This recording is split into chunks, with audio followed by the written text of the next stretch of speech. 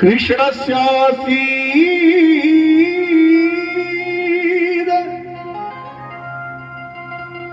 सखा काशिद ब्राह्मणो ब्रह्म वीतमः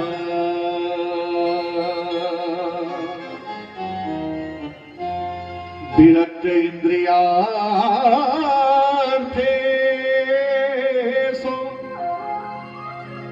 प्रशान्तात्मा जितेन्द्रियः प्रशान्तात्मा जितेन्द्रियः।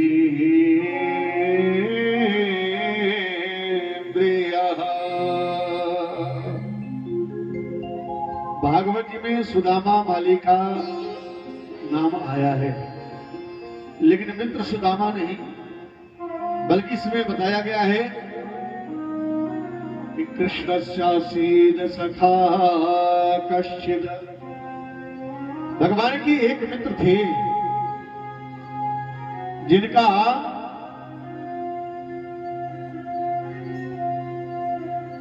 बड़ा ही प्रभु से स्नेह था, है ना, बहुत स्नेह था। और उनकी इंद्रियां जो है वह विरक्त थी। विरक्त इंद्रियार्थेषु, वह ब्राह्मण थे, ब्रह्म को जानने वाले, है ना। और ये बचपन से ही व्यक्ति को प्राप्त थे। सुदामा के इंद्रियों में अनुरक्ति नहीं थी, विरक्ति थी प्यारे, और प्रशांत मन वाले थे। उन्होंने इंद्रियों पर विजय को प्राप्त किया था।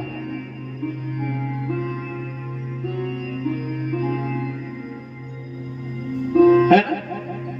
अपने अपने कर्मों से जीव सुख और दुख को भोगता है।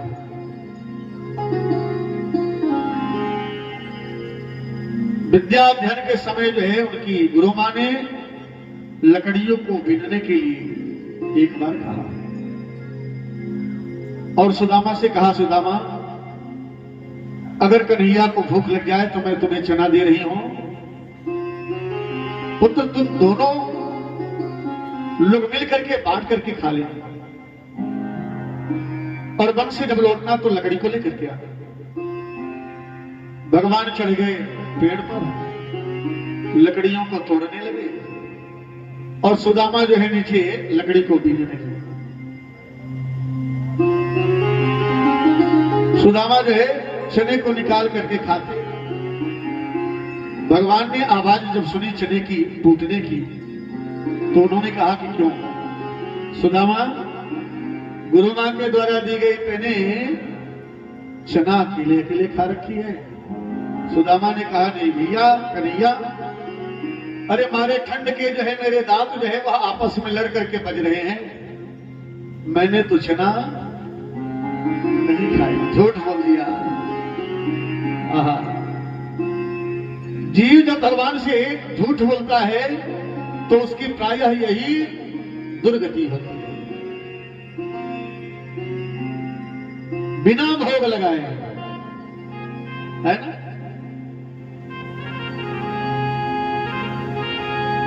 परिणाम यह हुआ कि वह गरीबी को झेले। भजन को करते, भोजन पर ध्यान नहीं देते, लेकिन भजन को किया करते, है ना। बोलिए भक्तवत्सल भगवान की। एक दिन भजन को करने के लिए वहां निकल गए और इनके घर में जो है कोई अन्न नहीं रहता। इनकी पत्नी जिनका नाम है सुशीला, बच्चे भी हैं इनके। शाम हो गई और सुदामा जी का आगमन अभी आश्रम में नहीं हुआ है। बच्चे भूख के मारे तड़फड़ा रहे, कह रहे मां कुछ भोजन हो तो पवाओ ना, बड़ी जोरों की भूख लगी है। बस पात्र में जल को भर करके और सुशीला जो है आग पर रख देती है। जब पात्र का जल समाप्त हो जाते पुनः उसमें जल डाल देती है, ताकि बच्चे कहें ये भोजन बन गया हो तो मां मुझे पवाओ। और जब मांगेंगे तो मैं यही कहूंगी कि बेटा भोजन अभी बन रहा है ना? बच्चे जो है भोजन मांगते मांगते सो जाते हैं। सुबह होता है और पुनः जो है कलेवा को मांगते हैं कि मां रात वाला प्रसाद तो होगा, उसे पवा दो, बड़ी जोरों की भूख लगी है। तभी जो है सुदामा जी के आश्रम में एक ब्राह्मण का आगमन होता है और भिक्षाम देही ऐसा वह ब्राह्मण जो है आवाज लगाता है। बेटे सभी भाग करके जाते हैं, अंदर कहते हैं कि मां भिक्षा मांगने के लिए कोई याचक दरवाजे पर आया है। सुशीला जो है जिनकी आंखों में आंसू भर जाता है कि हे विधाता, एक तो मेरे पुत्र रात के भोजन नहीं किए हैं और सुबह भिक्षा मांगने के लिए यहां पर याचक आ गया। ऐसी कौन सी विपत्ति मेरे ऊपर नाथ आपने गिरा रखी है। जाकर के आज सुशीला कहती है कि भगवान मेरे यहां तो सूतक लगा है, मैं क्या दूं आपको। उस याचक ने कहा देवी सूतक तो दो परिस्थितियों में लगता है, जन्मना शौच और मरना शौच। मेरे ख्याल से पगली तेरे यहां तो कोई सूतक ऐसी ही दोनों परिस्थितियों में मुझे दिखाई नहीं दे रही। सुशीला ने कहा भगवान मेरे यहां गरीबी की सूतक लगी हुई है।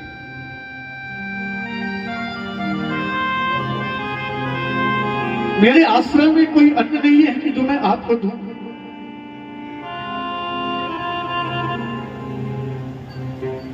आंख आंसुओं से भर जाता है और अपने कुटिया में जाती है, पात्र में जल को भर करके लेकर के आती है, तुलसी जल डाल करके कहती है भगवान अब आप इसे ही स्वीकार करो। मेरे आश्रम में इसके अलावा और कुछ भी देने के लिए आपको नहीं। उस याचक ने लिया और 3 बार आचमनी किया और कहा देवी मैंने सुना है कि जो चक्रवर्ती सम्राट श्री 1008 श्री कृष्ण चंद्र है ना, वो महाराज तुम्हारे पति के बचपन के मित्र है, मैंने किसी से सुना है। अच्छा चलो ठीक है, भगवान तेरी रक्षा करे। 10 कदम वह याचक जाता है और वहां से अंतर ध्यान हो जाता है। राजन जानते हो वह स्वयं जो है भगवान आज याचक बनकर के उस सुदामा के जो है कुटिया के सामने खड़े थे।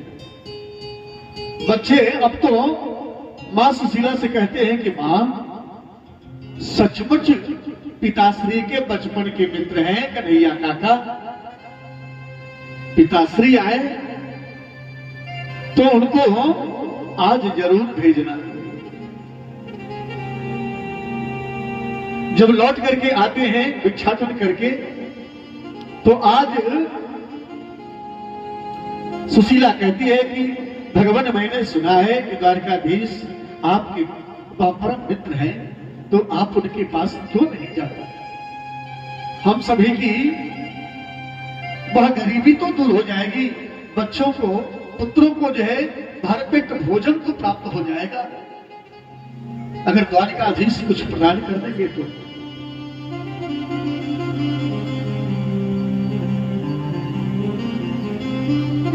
सुदामा जी ने कहा कि देवी तुम बावरी हो गई, ऐसे चक्रवर्ती सम्राट के पास मैं इस हाल में कैसे जा सकता हूं?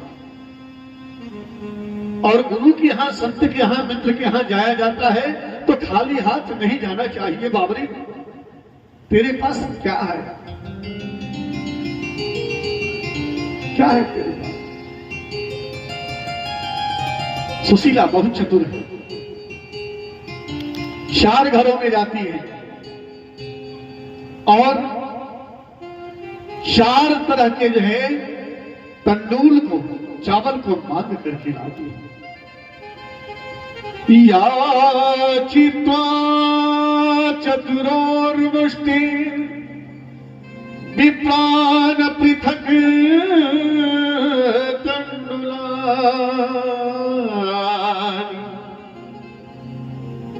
4 जगह से वह चावल मांग कर खिलाती है, 4 मुट्ठी। कोई पतला है, कोई मोटा है, कोई टूटा है।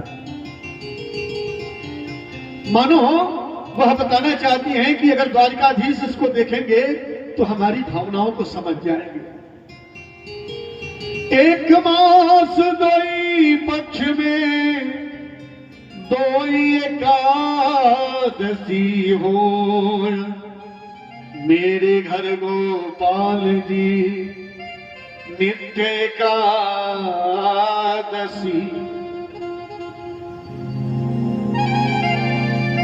हो।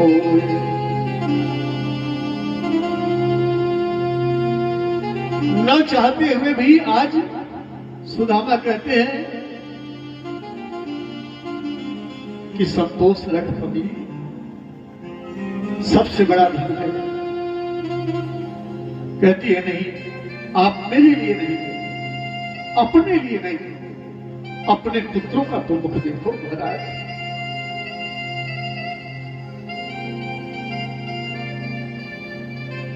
हफ्तों बीत जाता है, भोजन नहीं पाते।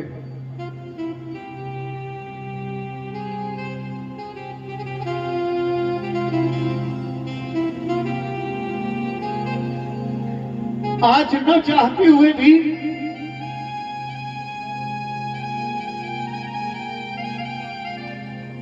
धोती भी उनकी फटी है।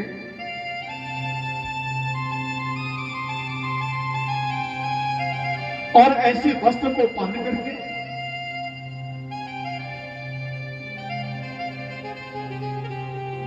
उस चावल को पोटली बना करके और द्वारकाधीश के लिए प्रस्थान करते हैं।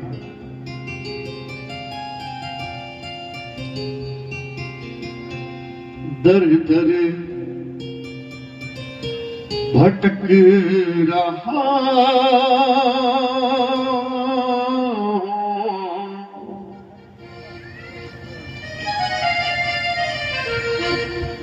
क्या सजा मिली है मुझको,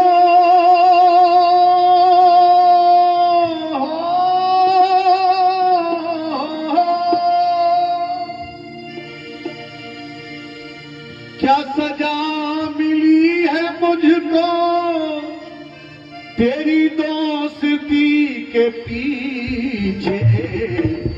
दर दर भटक रहा हूँ तेरी दोस्ती के पीछे। दर दर भटक रहा हूँ तेरी दोस्ती के पीछे। क्या सजा मिली है मुझको तेरी दोस्ती के पीछे। दर दर भटक रहा हूँ तेरी दोस्ती के पीछे। दर दर भटक रहा हूँ तेरी दोस्ती के पीछे।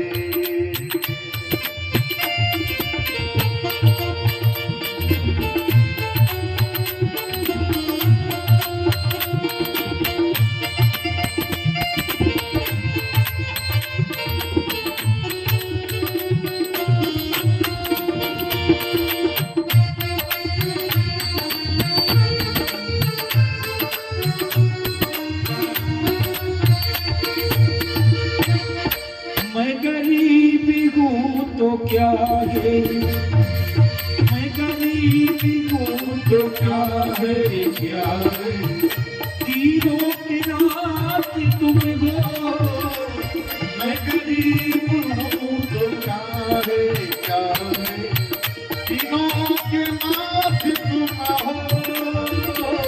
मैं गरीब हूँ तो क्या है, तीनों के नाथ तुम हो। ओठों पे है उदासी, उदासी, ओठों पे है उदासी, तेरी रोशनी के पीछे दर दर भटक रहा हूँ, तेरी रोशनी दर दर भटक रहा हूँ, तेरी रोशनी के पीछे।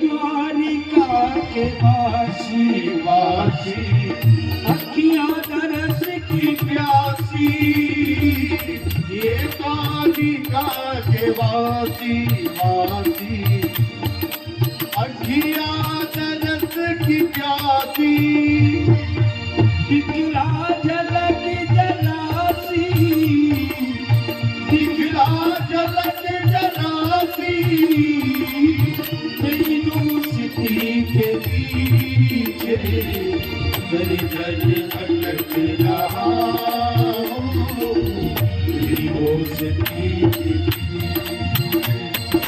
दर दर भटक रहा हूँ, तेरी दोस्ती के।